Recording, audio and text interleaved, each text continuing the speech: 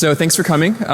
We're here to talk about full disk encryption, why you're not really as secure as you might think you are. Oh, what just happened?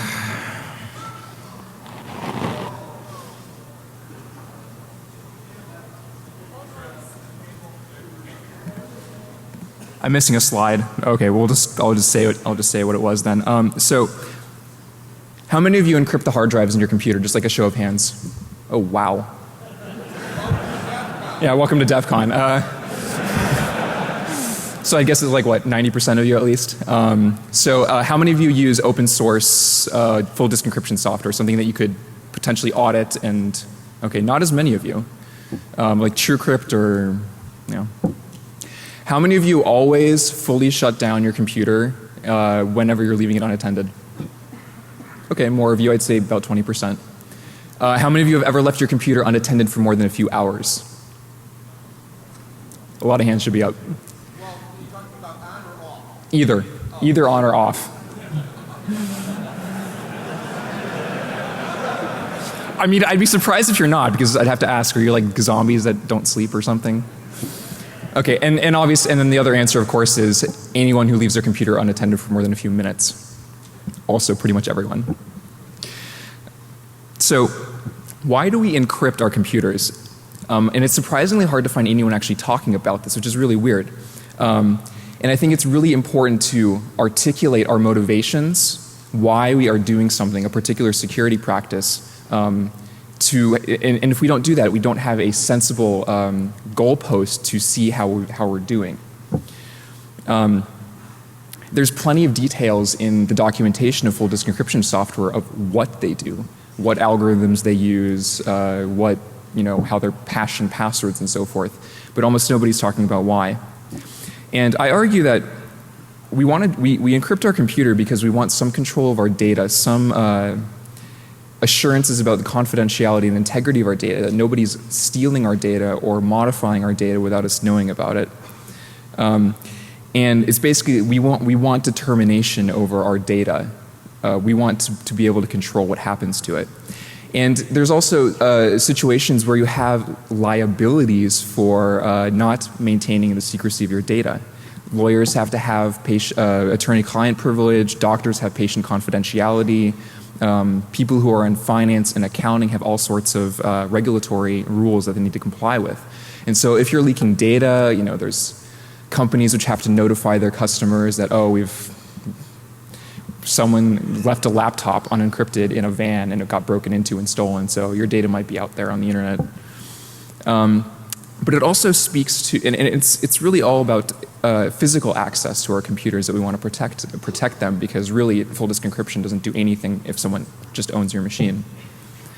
But it also gets to a greater point of, if we want to build secure networks, if you want to have a secure internet, we can't do that unless we have endpoints that are secure. You can't build a secure network without the foundations of the secure endpoints.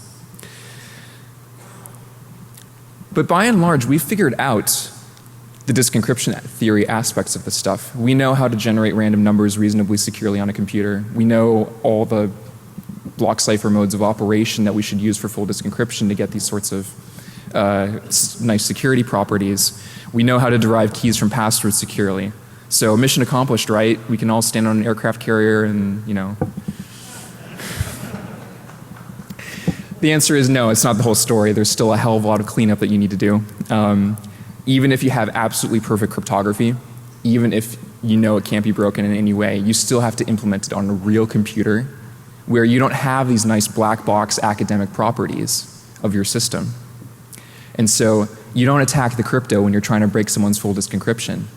You either attack the computer and trick the user somehow, or you attack the user and convince them to either give you the password or get it from them in some other means by like a keylogger or whatever. And de facto use doesn't really match up with the security models of the full disk encryption software. If you're looking at full disk encryption software, they're very much focused on the disk theoretic aspects of full disk encryption. And here's a quote from the TrueCrypt web page, their actual documentation, that they do not secure data on your computer if someone has ever manipulated it or is manipulating it while it's running. Like, I wish I was making this up. They basically, their entire security model is like, oh, if it encrypts the disk correctly, if it decrypts the disk correctly, we've done our job. Woot.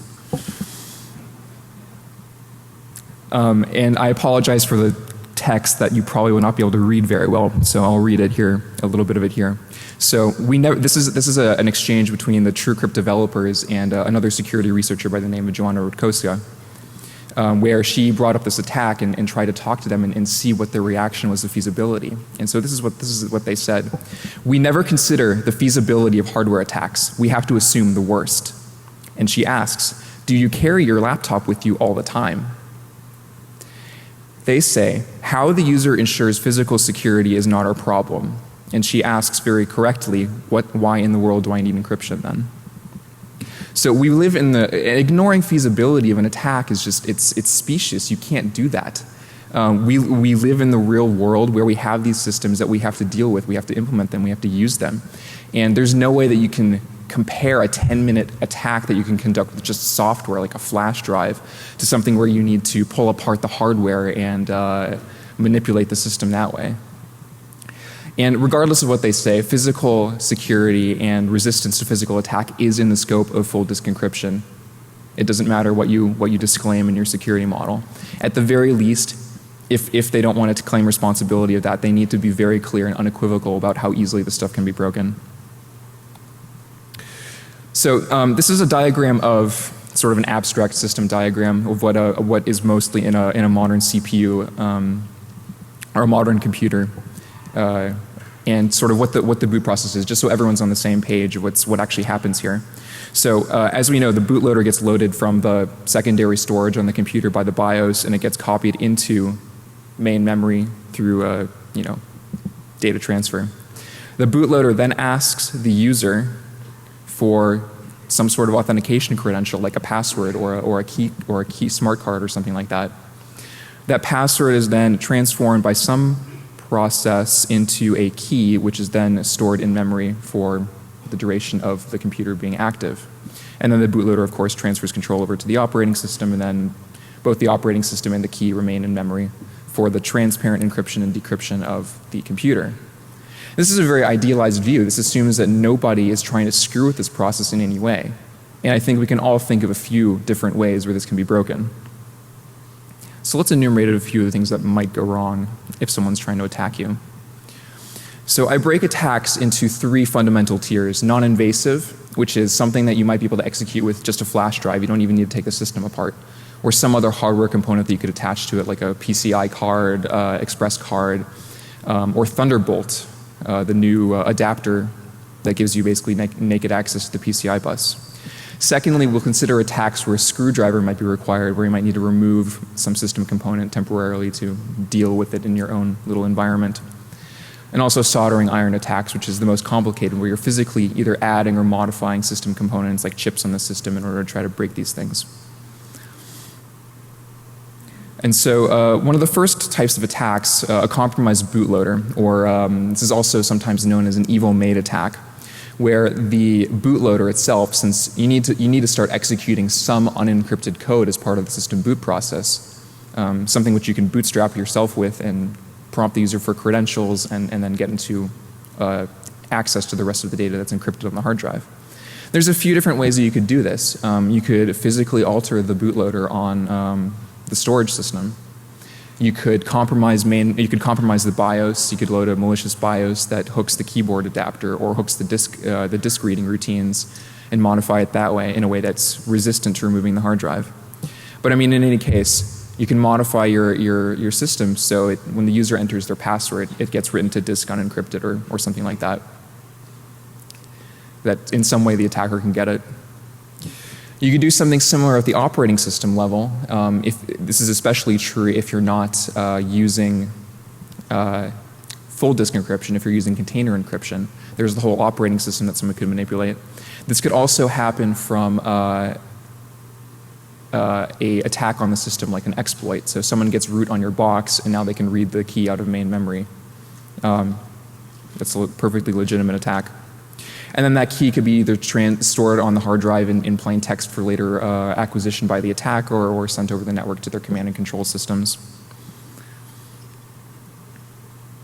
Another possibility, of course, is capturing the user input via keylogger, be it software, hardware, something exotic like a pinhole camera, or maybe a microphone that records them typing in sounds and trying to figure out what keys they pressed.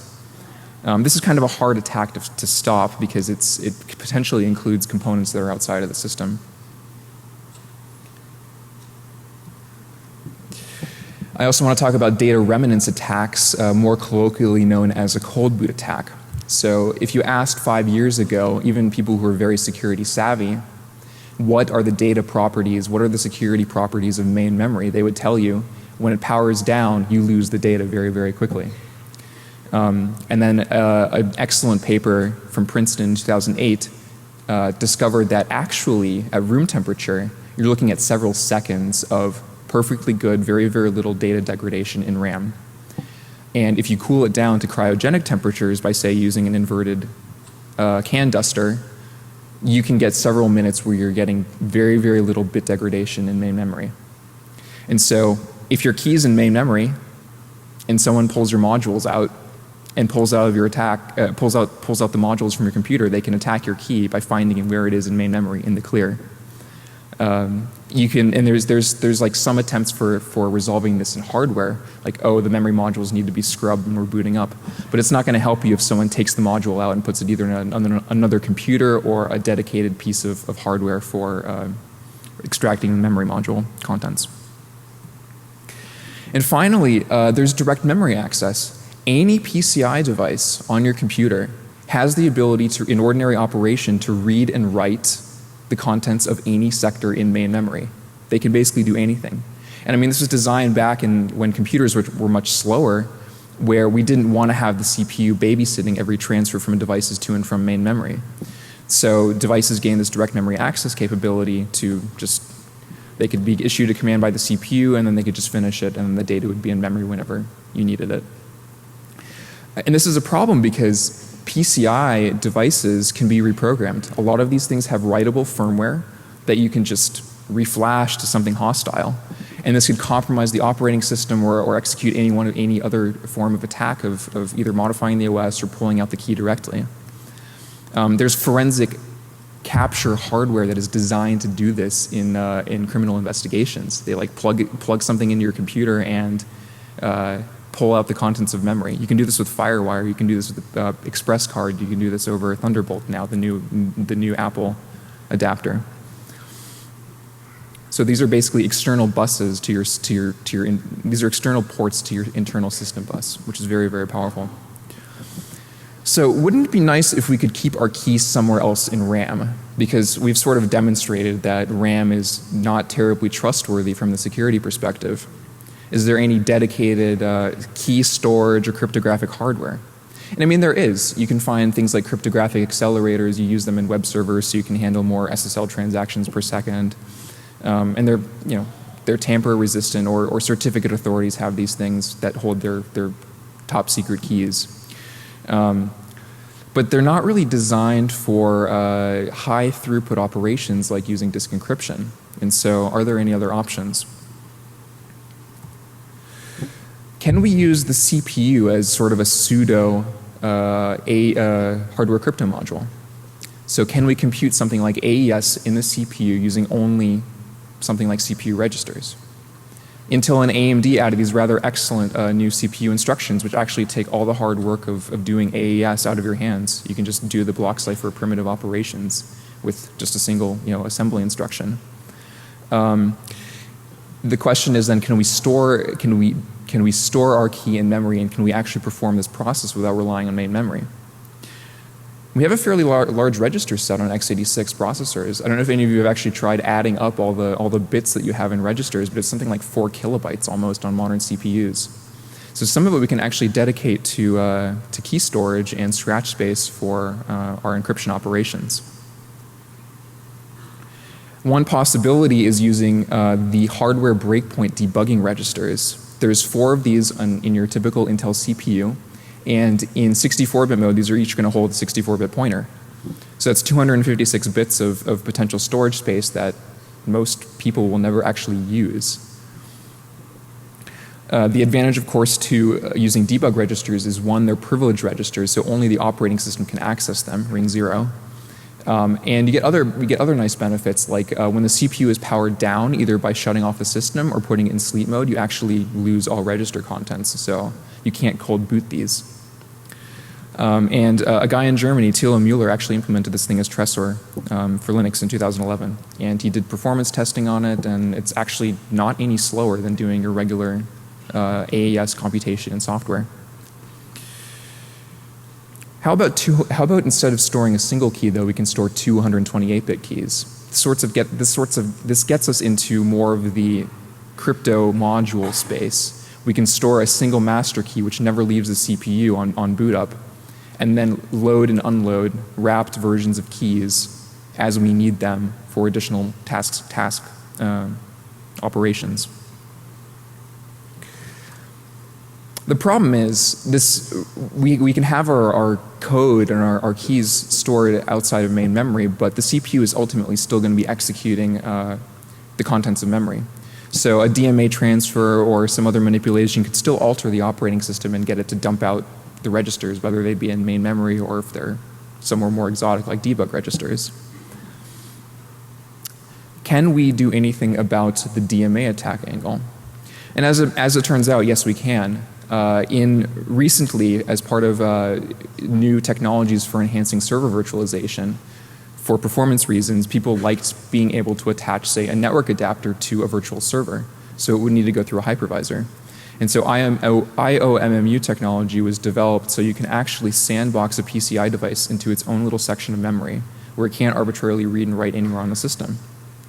So this is perfect. We can set up IOMMU permissions to protect our operating system or whatever we're using to handle keys and protect it from arbitrary access. And again, our friend from Germany, Thilo Müller, has implemented a version of Tresor on a micro bitvisor called Bitvisor, which basically does this. It lets you run a single operating system and it transparently does this disk access encryption. The guest doesn't even have to care or know anything about it, which is great. Disk access is totally transparent to the OS. Debug registers cannot be accessed by the OS. And IOMMU is set up so that the hypervisor itself is secure from manipulation. But as it turns out, there's kind of other things in memory that we might care about other than disk encryption keys. There's the problem that I hinted at earlier, where we used to do container encryption, and now we all do full disk encryption for the most part. We do full disk encryption because it's very, very difficult to make sure you don't get accidental writes of your sensitive data to temporary files or caching in a container encryption system. Now that we're reevaluating main memory as a not secure, not trustworthy place of storing data, we need to treat it in much the same way. We have to encrypt everything we want to leak. We do not want to leak. So things that are really important like SSH keys, your private keys, your PGP keys, you have a password manager, or any top secret documents that you're working on. So I had this very, very silly notion: can we encrypt main memory? Or at least most of the main memory where we're likely to keep secrets, so we can at least minimize how much we're going to leak. And once again, surprisingly, or perhaps not so surprisingly, the answer again is yes. A proof of concept in 2010 by a guy named Peter Peterson actually tried in implementing a RAM encryption solution. So it wouldn't encrypt all of RAM. It would basically split main memory into two components: a small fixed size clear, which would be unencrypted, and then a larger sort of pseudo swap device where all the data was encrypted prior to being kept in main memory. Ended up being obviously quite a bit slower in synthetic benchmarks, with read performance more effective than write performance. But you know what, in the real world, when you ran like a web browser benchmark, it actually did pretty well. 10% slower. I think we can live with that. The problem with this proof of concept implementation, it stored the key to the crypt in main memory, because where else would we put it? The author considered using things like the TPM for bulk encryption operations, but those things are even slower than dedicated hardware crypto systems, so it would just be totally unusable. But you know what? If we have the capability to use the CPU as a sort of pseudo hardware crypto module, it's right in the center of things, so it should actually be fast enough to do these things. So maybe we can actually use something like this. So let's say we have this sort of system set up. We've gotten, our keys are not in main memory, our code responsible for manipulating the keys is protected from arbitrary read and write access by malicious hardware components. Main memory is encrypted, so most of our secrets are not going to leak even if someone tries to execute a cold boot attack. But how do we actually get a system booted up to this state? Because we need to start from a turned off system, authenticate ourselves to it, and get the system up and running. How do we do this in a trustworthy way? Because after all, someone could still modify the system software to trick us into thinking that we're running this great new system, but in reality we're just not doing anything. So one of the very important topics is being able to verify the integrity of our computers. The user needs to be able to verify that their computer has not been tampered with before they authenticate themselves to it. And there's a tool that we can use for this, the Trusted Platform module. It's kind of got a bad rap, but we'll talk about that a little bit more. But it has the capability to measure your booting sequence in a couple of different ways to let you control what data will be revealed to the system from the TPM unless you're in two particular system configuration states. So you can basically seal data to a particular software configuration that you're running on your system. And there's a couple of different implementation approaches to do this, and there's fancy cryptography to make it really hard to get around it. So maybe we can do this. And so what is a TPM anyway? It was originally sort of like hailed as the grand solution to digital rights management by media companies. Media companies would be able to remotely verify that your system is running in some approved configuration before they would let you run the software and unlock the key to your video files. It ended up being really impractical in practice, and so nobody's actually even trying to use it for this purpose anymore. I think a better way to think about it is really just a smart card that's fixed on your motherboard. It can perform some cryptographic operations, RSA, SHA, has a random number generator, and it has physical attack countermeasures to prevent someone from very easily getting access to the data that's stored in it. The only real difference between it and a smart card is it has this ability to measure the system boot state into platform configuration registers. And it's usually a separate chip on the motherboard. So there's some security implications of that. And there's some kind of fun bits like monotonic counters, numbers that you can only request the TPM increases, and then you can check what the value is. There's a small non-volatile memory range that you could use for, well, really whatever you want. It's not very big, like a kilobyte, but it could be useful. There's a tick counter, which lets you determine how long the system has been running since last startup. And there's commands that you could issue to the TPM to make it do things on your behalf, which include even things like clearing itself if you feel the need to. So we want to then develop a protocol that a user can run against the computer so that they can verify that the computer has not been tampered with before they authenticate themselves to the computer and then begin using it.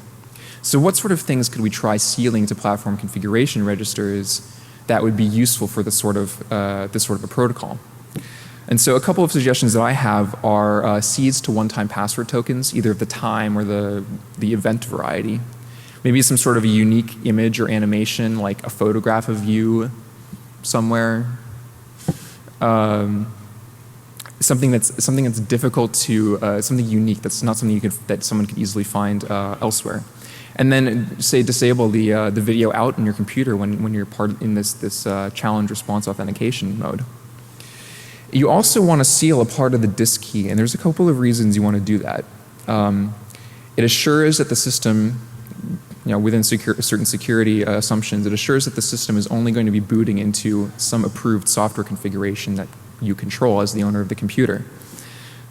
And so ultimately that means that anyone who wants to attack your system needs to do it either through breaking the TPM or they need to do it within the sandbox that you've created for them. And this of course is not very cryptographically strong or anything like that. You're not going to have a protocol which allows a user to securely authenticate a computer to the same level that you have, say, security in AES. But unless you can do something like RSA encryption in your head, it's never going to be perfect. So I mentioned that there's a self-erase TPM command that you can issue as in the software. And since you're also running the system, since you're also require the system to, the TPM requires the system to be in a particular configuration before it will release secrets, you can actually do something interesting, like self-destruct. If you develop the software and set up your protocol to limit, say, the number of times the computer has been started up unsuccessfully, have it time out once the password, it's been waiting on the password screen for some period of time, or limit the number of password attempts that you can enter, or the amount of time since the computer has been started up, say if it's been in cold storage for a week or two.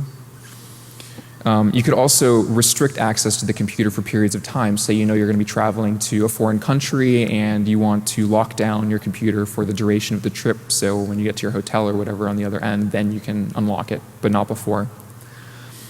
You can also do fun things like leave little canaries on the disk which appear to contain the critical values for your policy but are really just tripwires, and you're really just using the internal TPM values. You could also create a self-destruct password or duress code to automatically issue this reset command. And you know, since the two options that an attacker would have would be break the TPM or run your software, you can kind of make them play by these rules. And you can actually do an effective self-destruct. The TPM is intentionally designed to be very, very hard to copy. You can't clone it very easily. So you could use things like monotonic counters to detect write blockers, any disk restore, replay attacks. And you know, once the TPM clear command is issued, it's game over for an attacker who might want to get access to your data. There's some similarities to a system that Jacob Appelbaum discussed at the Chaos Communication Congress many years ago, 2005. He proposed using a remote network server for many of these options. But admitted it was going to be brittle and kind of potentially difficult to use. Since the TPM is an integrated system component, you can get a lot of these advantages by using the TPM instead of a remote server. And a hybrid approach is potentially possible. You could have a system set up, say, as an IT department where you temporarily lock down a system, and it can only become available again once you plug it into the network, call your IT administrator, and they unlock the system again. I'm kind of hesitant to expose a network stack this early in the boot process just because it massively increases your attack surface. But it's still a possibility. So I've sort of qualified all my statements. So an attacker can only do this. That's of course under the assumption that they cannot break the TPM very easily. And so this is actually a optical microscope scan of a TPM or smart card. Done by Chris Tarnowski, who spoke in here at DEFCON last year, and then Black Hat a few years ago on the security of these TPMs. So he's actually done some really great work in figuring out how hard these things are to break. He's enumerated the countermeasures and sort of figured out what would it take to actually break these things, and actually has gone and done it and tested it. So there's things like light detectors, there's active meshes, there's all sorts of these really crazy circuit implementations to try to throw you off the track of what it's actually doing. But if you spend enough time, you have enough resources, and you're careful enough, you can actually get around these. You can actually get around most of these. So you can de-encapsulate a chip, put it in an electron microscope workstation, and go wild. Find where the unencrypted data bus is and just glitch it and get the thing to spill out all of its secret data. But nonetheless, this sort of an attack, even if you've done all the R&D, is something that's going to take hours with an expensive microscope, and you're still going to need to spend months of R&D to figure out what the countermeasures are on the chip so you can actually break it without frying the one chip of your attack target. There's also reset attacks. I mentioned earlier again that the TPM is a separate chip on the motherboard in almost all cases. It's very, very low in the system hierarchy. It's not up in the CPU like it is, say, for DRM enforcement in video game consoles. If you manage to reset it, you're really not going to adversely affect the system that badly. It's usually a chip that's off the LPC bus on the computer, which itself is sort of a legacy bus that's off the South Bridge or the platform hub. And on modern systems, really the only sorts of things you're going to find on here are the TPM and things like the BIOS, legacy keyboards. I mean, we used to have floppy controllers, but I guess not really anymore. So if you find a way to reset, say, the low pin count bus, you'll reset the TPM into a fresh system boot state. You'll lose your PS2 keyboard, but not really a big deal. And you'll be able to play back the boot sequence of a trusted boot sequence that the TPM has data sealed to, without actually executing that boot sequence, and then you could use this to extract data. There's a couple of attacks that have tried to exploit this. If you're using an older mode in the TPM called static root for trust measurement, you can do this pretty easily.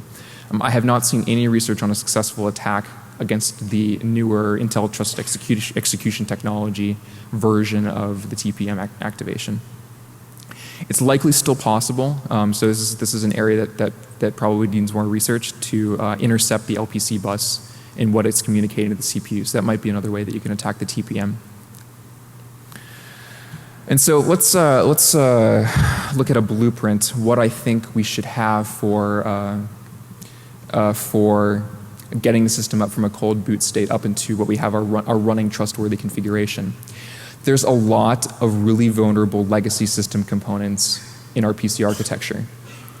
You can do all sorts of things in the BIOS, like hooking the interrupt vector table and modifying disk read and writes, or capturing keyboard input, or screwing with the system in all sorts of fun different ways, masking out CPU feature registers. I mean, there's plenty of options if you want to mess with people. And so, in my opinion, you really want to get out of BIOS controlled mode, out of real mode into protected mode as soon as possible, and really just do your measurement stuff. So once you get into this pre-boot mode, which is really just your operating system, like a Linux initial RAM disk, then you start executing your protocol and start doing these things. Because I mean, once you're using operating system resources, what someone does at the BIOS level, as far as interrupt tables, doesn't really affect you anymore. You really don't care. And you can do sanity checks on your registers. Like if you know you're running on a Core i5, you know it's going to be supporting things like no execute bit and debug registers and other stuff that people might try to mask out in capability registers. So here's the runtime blueprint. What we actually want the system to look like once we're in the running configuration. So there was the previous project Trevisor, which implemented many of the security aspects of doing disk encryption using CPU registers and having IOMMU protections on your main memory. The problem is that Bitvisor is a very specialty, not very commonly used program. Zen is sort of like the canonical open source hypervisor where there's a lot of security research going on. People are making sure it's not broken. And so, in my opinion, we should use something like Zen as your bare level hardware, your hardware interface. And then use like a Linux DOM0 administrative domain on it to actually do your hardware initialization. So again, in Zen, all of your paravirtualized domains are actually running in non-privileged mode in Ring 3, so they don't actually have direct access to things like the debug registers. So that's one thing that's already done. Zen exposes things like hypercalls that give you access to those sort of stuff, but you know, it's something you can disable in software.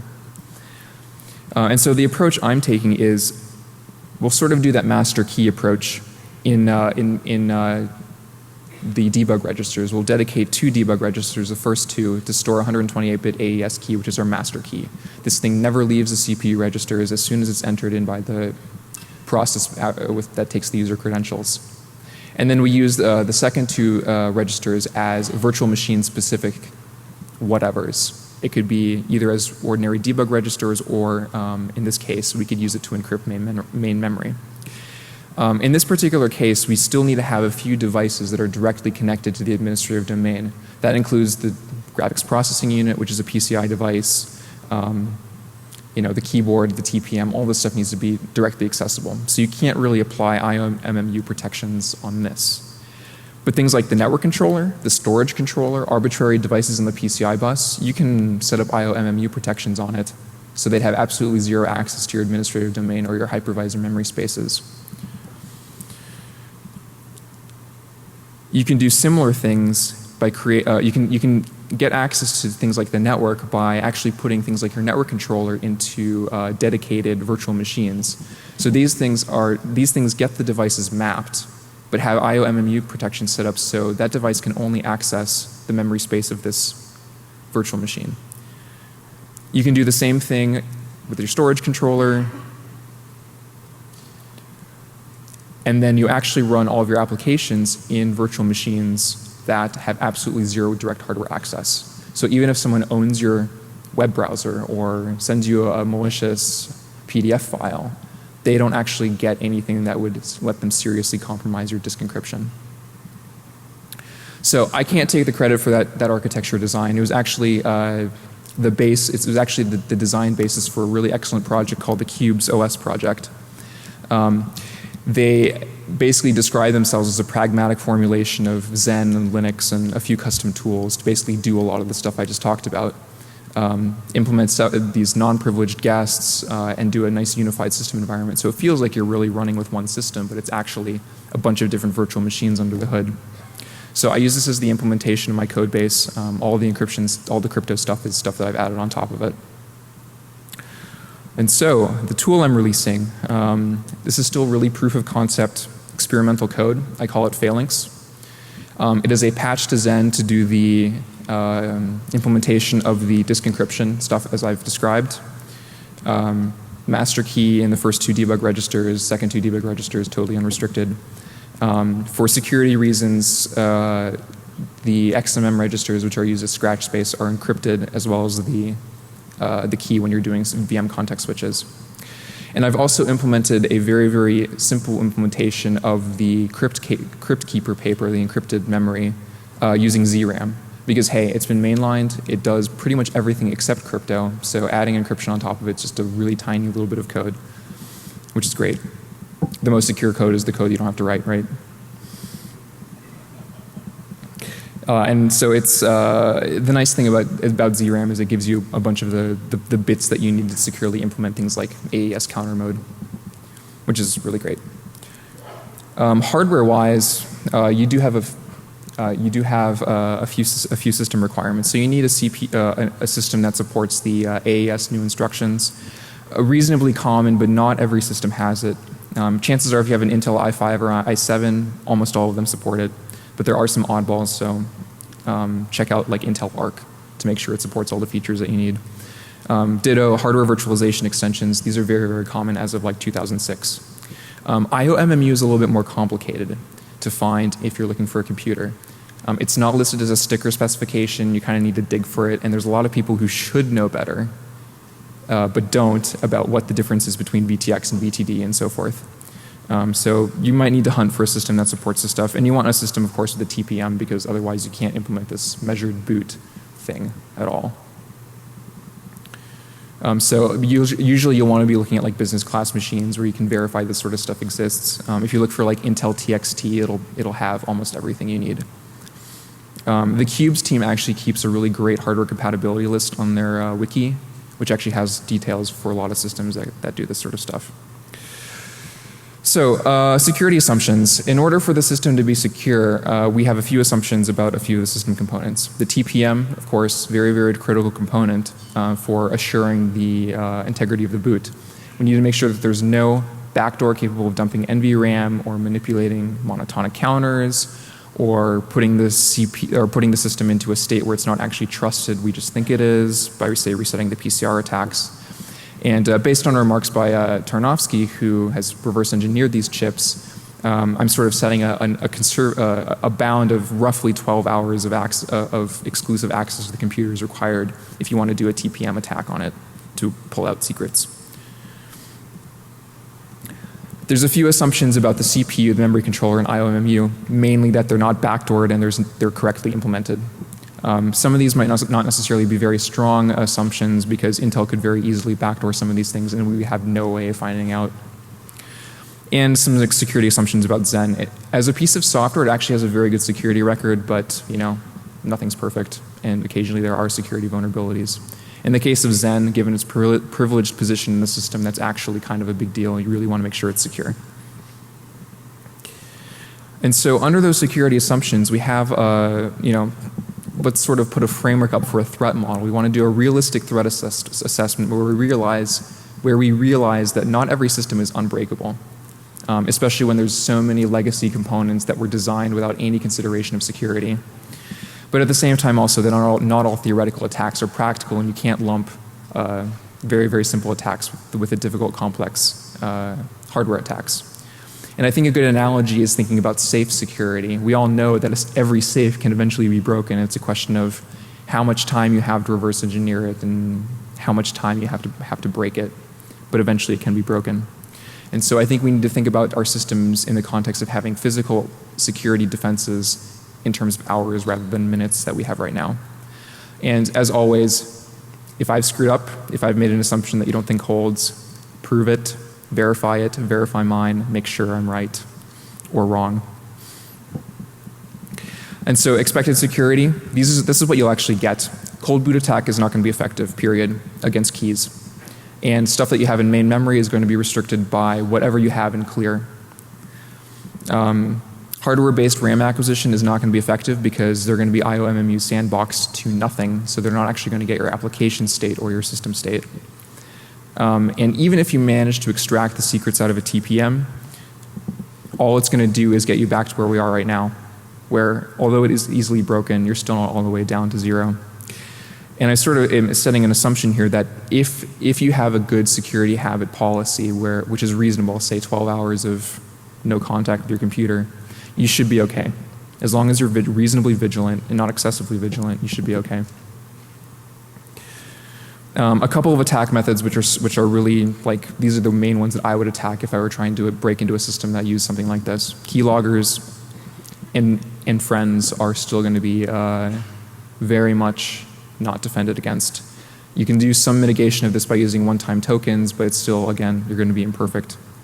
TPM attacks, as mentioned before, either NVRAM extraction or LPC bus reset intercept hardware. Find some way of tricking the TPM into getting into a configuration that it thinks is trustworthy, but is actually not. And RAM manipulation. If you have something which looks like RAM, quacks like RAM, acts like RAM, but isn't actually RAM, it pretends to be RAM for most of the time, but lets you manipulate it externally, then there's really nothing you can do because you'd be able to manipulate the contents of the system no problem. You could also try things like transient pulse injection, which is how George Hotz broke the hypervisor security on the PS3. A little quick bit about legal notes. I'm not a lawyer, obviously, not your lawyer, not legal advice. As far as I know, if you have self-destruct, as far as I know, it is not illegal yet. But there has been no legal test case of this. Might be interesting to find out, but I'm not sure I'd want to be that test case either. But you also need to be aware that TPM and strong encryption is it's illegal in certain jurisdictions. You can't use a TPM in, say, China. You can't use a TPM in Russia. And some companies like countries like the United Kingdom have mandatory key disclosure. You will go to prison if you do not hand over a key, like the RIPA Act. Future work and improvements, production version, stable version. Right now it is not stable. If you put your computer to sleep, it will eat your data, among a couple of other problems. I'm working on it. And there's some other things that might be fun to do in the future, like open SSL keys are really important. So if there's some API that you could do to basically let you swap out your contents of memory very, very quickly, so your exposure time is very small. Something easily installable you guys could all install, and maybe upstream the patches to Linux and Zen, and the goons are getting ready to kick me off the stage. Conclusions. I'm almost done. So best security in the world goes unused if it's unusable. The model needs to account for realistic use patterns, and it's not just disk encryption. You really need to think about it holistically from the perspective of the whole system. And it's challenging to do this, but I think it's possible and we should try. Thank you.